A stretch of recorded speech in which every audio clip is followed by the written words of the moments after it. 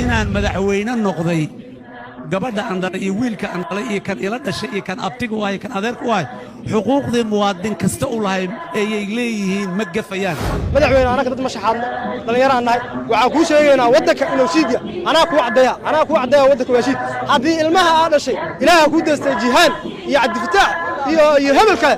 ay maanta kuu lada yihiin iyo kuwa adeerada u taha aragti kuwaas keliya aa u malaysa inay ilmaada yihiin anu wiilkaada ahay wiil walba oo soomaaliyeed gobol tuulo meel walba ha joog waa wiilkaaga inuu kaas ergo markuu kaas ergaa waxaa dhigi kartaa waddanka shiid maa waa ku faani kartaa madaxda facaalada